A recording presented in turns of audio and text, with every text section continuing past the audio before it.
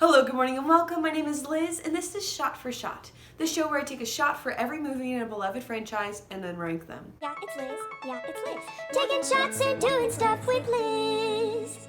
Today I'm ranking every adaptation of Jane Austen's Pride and Prejudice, including all the miniseries. Fun fact, BBC has made 6 different miniseries adaptations of Pride and Prejudice. Fortunately for the both of us, half of them have been lost by time. Whoop woo! Yeah! Ouch, ouch. He's trying to kill me. I watched a whopping total of 19 different adaptations, so please, I'll hold for your applause.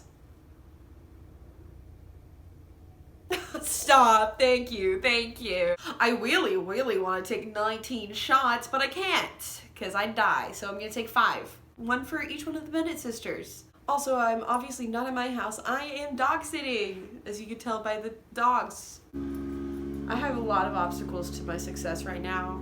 It doesn't feel fair. This is for Jane Bennett. Shot number 1. Seabiscuit? You ever see Seabiscuit? Don't. You have to drive. You're crazy. In 19th place is Christmas at Pemberley Manor. It is a Hallmark special, and as a child of divorce, I kind of hate Christmas, so sorry. There's just like no obstacles to their love, and there's not like a ton of miscommunication, and also Darcy isn't cute and they have no chemistry. Wickham is in it as like a mayor, and he's really cute, and I'm like, why doesn't she just date him? Because he has no flaws. Of course there's an old man with a beard, and they're like, can you be Santa? And he's like, I don't look like Santa at all. He literally looks like Santa. In 18th place is Orgoglio e Pregiudicio. It's the Italian Pride and Prejudice. It is in black and white. It is boring. I watched it for 2 hours. Nothing happened. It's also not book accurate and not period accurate. So literally, what's the point?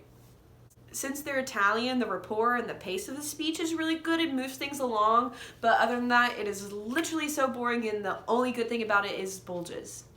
Can't say that.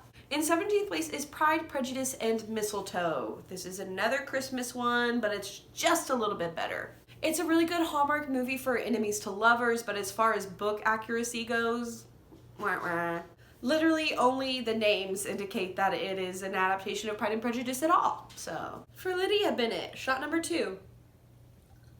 In 16th place is Unleashing Mr. Darcy. If there's one thing I dislike almost as much as Christmas, it's people who are too into their dogs. This adaptation takes place in the world of dog shows, which I guess is interesting and fresh. The acting is really bad and the sound is really bad, so it's almost all ADR and it does not match up. I understand the way you feel. Oh yeah, and there's no Wickham in Unleashing Mr. Darcy. In 15th place is the 1940 movie Pride and Prejudice. This movie has elaborate costumes and Laurence Olivier in his prime. It's garbage. It's hot, steaming garbage. Since this movie directly followed Gone with the Wind, I hypothesized that they just kind of copied it a little bit, hoping that they'd make the same amount of money. Did not work. The costumes are so insane and incredibly period inaccurate, but I guess they're pretty. The accents? Goodbye, sister. You mustn't leave. Goodbye. Absurd. It's just not book accurate when it doesn't have an excuse not to be. There's no obstacles. They just fall in love, and he's like, you're poor. In 14th place is Pride and Prejudice Atlanta. Even though this is the most recent adaptation, it feels very dated because they use lit and there's someone flossing. The energy is definitely right, and the background of the church and like that Southern purity culture is absolutely perfect for a modern day adaptation, but it just lacks. When the movie is about family, it's really nice. Like Lydia gets pregnant by Wickham, and so she has to decide whether or not she wants to get married, and all the sisters come together and support her. But when it's about Darcy and Lizzie, it's To Mary Bennet, shot number 3. In 13th place is Pride and Prejudice, a new musical. It is a musical, but it counts because it's filmed and it's on Amazon Prime, so it was free. It's not book accurate when it really could be, and it's funny, but not funny enough for it to be funny. That doesn't make any sense. The music doesn't add a lot to it and like takes away from their ability to have rapport. Their chemistry is good and most of the costuming is good, but then they put Lizzie in this ugly vest and I'm like, that's inaccurate and ugly. The best part about this movie was hearing coughs from the audience members and it just like brought me back to live theater. God, I hate theater kids. I work at the bank. Here is $1. In 12th place is De Vier Doctors Bennett. It's Dutch. Excuse me. So sorry. It's from 1961. It is 6 hours long, and I think that's the only reason I've rated it this high, because I would feel like I'd wasted my time if I put it any lower. The costuming is interesting. Darcy looks like a little vampire penguin guy, and I was like, maybe it's like a Dutch thing, and Dutch Regency era is a little bit different. No, just bad costuming.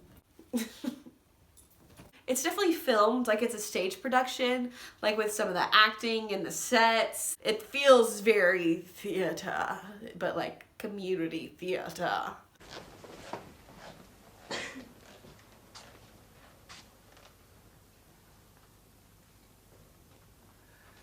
This is another adaptation where Charlotte Lucas and Mr. Collins actually like each other, and I think that like takes away from like what marriage meant during that time, because you're supposed to be like, Charlotte, that sucks, but you got to do that to survive. They talk about green beans a lot.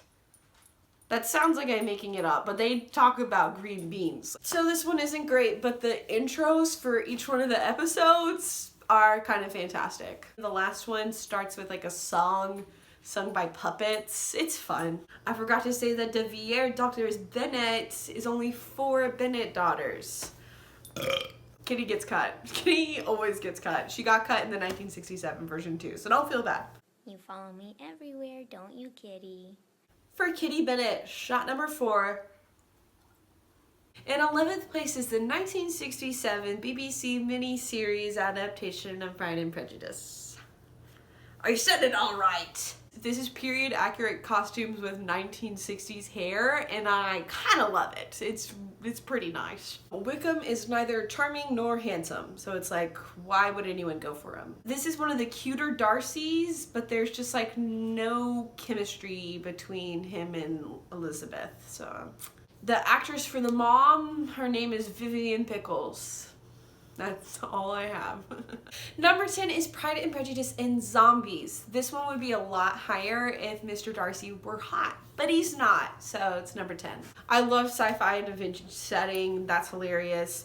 It's also Lily James, who's amazing. Obviously, Mamma Mia. Colin Firth. Matt Smith as Mr. Collins is so good. It's so good. I think he's like the best Mr. Collins, almost. Darcy and Wickham fight. That's incredible. Anytime they physically fight, very rewarding. I love it as a viewer. I know it's not accurate, but it is fun.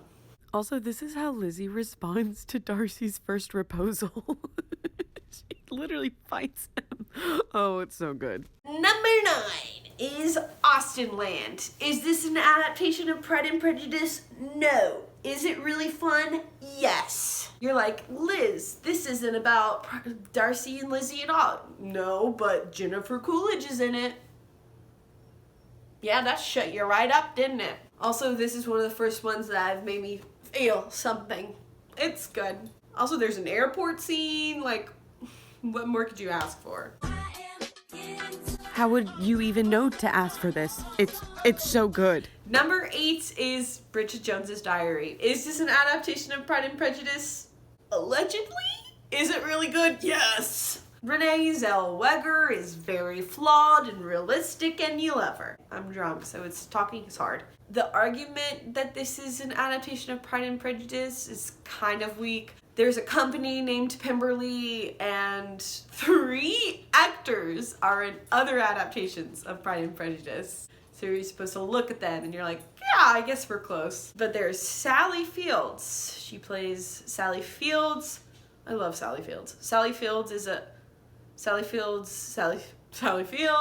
Darcy and Wickham fist fighting, so good. As It's Raining Men plays in the background. It's just an amazing rom-com. It's an okay adaptation of Pride and Prejudice. I sound like I should be institutionalized. In 7th place is Pride and Prejudice, a latter-day comedy. That's right, everyone, it's Mormon Pride and Prej. It's a lot better than you'd expect. It's free on Tubi? Or not to be? That is the question. Might be blasphemous to say, it gives me 10 Things I Hate About You vibes. They like have quotes from the book and that like sets up different scenes, which I like. The Mormon lens definitely helps with like the expectations of like marriage and purity and stuff, which is cool.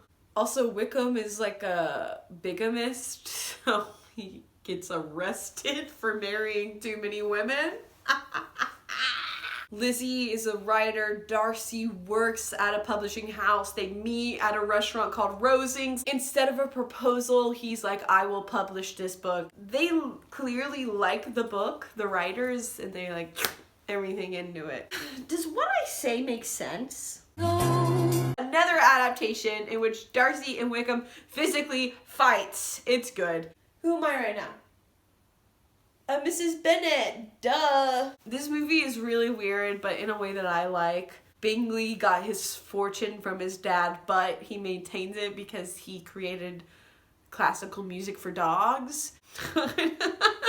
It's good, it's cute, it's definitely nothing you're expecting, so I'd give it a try. To Elizabeth Bennet, shot number 5.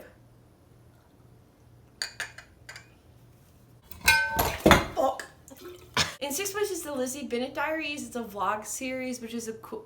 Is it because vlog sounds like dog? Oh God. This is produced by Hank Green. They do an amazing job with Caroline because you believe her, you love her, and then she's a bitch. Bingley. Oh my God, he's so cute. And Jane is like the most Jane, and Lydia's like the most Lydia that ever Lydia'd. It's really good. I absolutely adored it when it came out. Some parts of it are a little dated, like she's like, yes, this chinchilla. I don't know what I'm saying. In 5th place is Pride and Prejudice. It's a Bollywood adaptation and it is genuinely very good. It is anti-imperialist. Darcy's a white guy and Elizabeth Bennet is like the enemies to lovers is Wickham literally comes out of the ocean and that's how he's introduced, wet and shirtless. It's amazing. Mary, instead of playing piano, does this dance where she's a cobra. It's amazing and so uncomfortable. I love it. No life without wife. Also another one where Wickham and Darcy literally fight. He punches him in the face in a movie theater. It's good. In 4th place is the 1980 adaptation of Pride and Prejudice. It's just like genuinely like really good. It's accurate to the book. It's historically accurate as far as hair and costumes, but it's just a little too dense. It definitely feels like stage acting through the entire performance, and the way Elizabeth Bennet stares is comedic. In 3rd place is the 1995 BBC adaptation of Pride and Prejudice. This marks like a transition as far as pacing goes, where they're like, well, maybe we can adapt it for a modern audience to be able to consume. And it's definitely a change for the better. It's book accurate, it's costume accurate, the rapport is good, the pacing's good. Darcy is wet so many times. Splish splash, I was taking a bath. Also, you just see a lot more of Darcy in general. Like, you get more of his side of things. When he goes to fence and he's like, ugh, I love that. I slowly started to be seduced by him, like he started to seduce me. In 2nd place is the 2005 film Pride and Prejudice. This is definitely one I recommend to new viewers. It's not as period accurate, but again, who cares? I know you care. The set is incredible. The cinematography and lighting are breathtaking. It's so good, except for whenever Elizabeth is on that green screen right before she gets proposed to. I'm like, literally, what is that?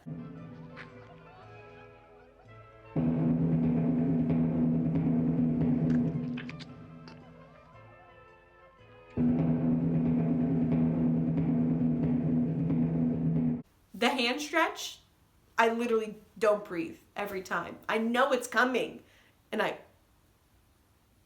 it's so good. When they dance and then they're the only ones in the ballroom.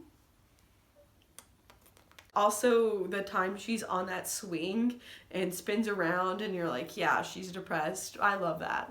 I'm just like you. I'm just like you. You're just like me. You're just like me. 2005 is like the only version that includes Mariah Lucas, which is honestly hilarious because she doesn't add anything to the story except for Lizzie to be like, yeah, what's her name? Lady Catherine de Bourgh isn't that great. How fucking dare you? Every time you find out that Bingley has literally been keeping track of the days it's been since he's seen Jane Bennet, I turned down a shift at work so I could have made $36. That's right, instead of making this video. So please share this video. In first place, a controversial opinion, the best adaptation of Pride and Prejudice is Lost in Austen. Is this an adaptation of Pride and Prejudice? It's an adaptation about a modern day London woman who gets trapped in Pride and Prejudice, so I'm gonna argue yes. I read Pride and Prejudice for the first time as research for this video, I promise. She has to try to save the book while like experiencing it. If you like and know Pride and Prejudice, this is the best adaptation of Pride and Prejudice because you enter it as someone who knows it, just like the main character does. So you experience it as the main character and you're like, wow, Darcy is kind of an ass. Darcy is more intense somehow in this one, and it's good. It works. He says, I'd harrow hell for you. Oh my god, is it so good? Like, it gives me so many pangs in my heart. You know what I mean? It just does an amazing job at reaching to modern audiences, and it makes me feel so many things, and I really like it, and I'm probably gonna rewatch it now, even though I've watched 19 adaptations of Pride and Prejudice, and I want to watch literally anything else. I'd rewatch Lost in Austen. It's that good. Anyways, thank you so much for watching. Please let me know your favorite adaptation in the comments, and let me know if you'd be up for a ranking of the adaptations of Emma. Austen adaptations. Is that something? As always, be sure to like, subscribe, and share, and stay tuned for my next video. Bye! Monkey. Okay, we're heading out.